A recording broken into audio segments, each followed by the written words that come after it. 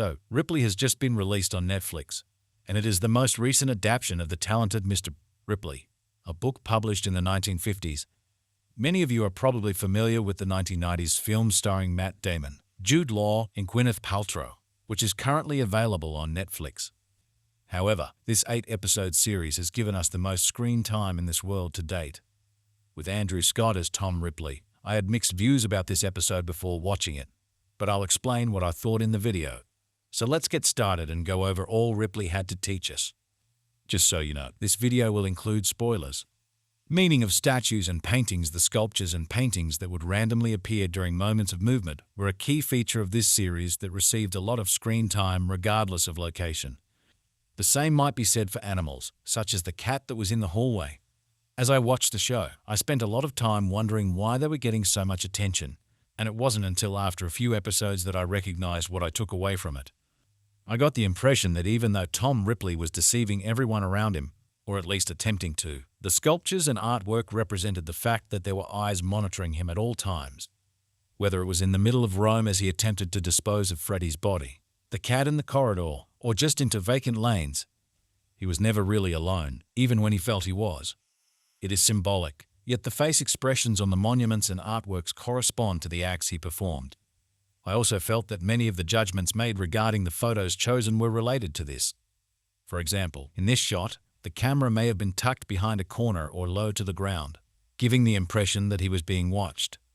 And I believe that portrayed us nearly being like the statues or the flaming eyes in the paintings, just watching him walk by, leading the lie and duping everyone into thinking he was Richard Greenleaf.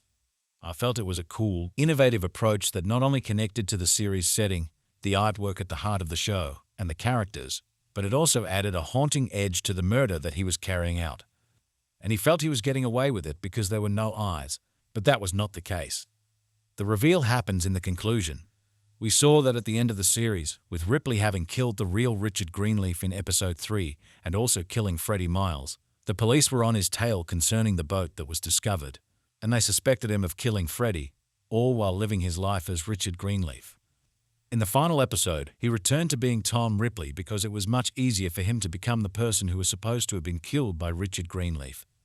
I thought it was a little dumb of the inspector not to recognize Ripley as the person purporting to be Greenleaf when he met him with that wig and beard pasted on his face. But I overlooked it for artistic reasons. With Tom returning to his old personality, Marge went to see him, and as she was looking for a needle and thread, she discovered Richard's ring inside Tom's box. It felt as if Tom was going to kill her in the same way he killed Freddie.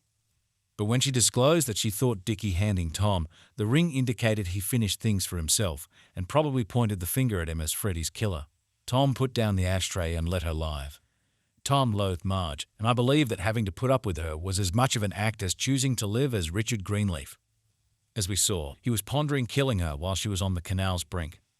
Following the discovery of the ring, Tom met with Richard's father and the private investigator from the first episode, and we learned of Tom's plan. He purposefully left the hotel looking unkempt since he knew the cops would approach the hotel clerk. Furthermore, he wrote a letter to the landlady of his flat when he was Richard Greenleaf, in which he essentially stated that he couldn't live with what he did and that he had no idea what he was going to do with himself or where he was going. He also said that she may throw out his paintings because they were useless. This was a poke at Richard's father, and it was done to create a sense of shame because his father never believed in him. Following the letter, the PI concluded that something occurred to Richard when on the ferry out of Italy, and that he most likely ended things for himself, possibly by jumping off the ship's edge. Prior to this, however, I found it amusing that there was a lot of public discussion about what happened to Richard, and one of the partygoers stated that they believed the person who forged his signature had killed him, which is exactly what occurred. So it was dramatic irony at its finest. Tom would only wear Richard's ring when he was portraying Richard Greenleaf, which we observed throughout the show. However, when Richard's father finally gave it to Tom, he slipped it on and resumed his normal life. Tom Ripley is an extreme sociopath on multiple levels, and I don't think I've ever seen an example of a perfectly normal human being on the outside and their mind being so insane and chaotic that they carry out their sociopathic fantasies in reality as much as I have with this character. Tom wanted to be Dickie. He didn't care about him. I wouldn't even say they were friends, but he just wanted the life he led, the life he knew he could never have unless he took matters into his own hands. Right at the end of the show, we saw Tom meet with Reeves, who claimed to be an art dealer when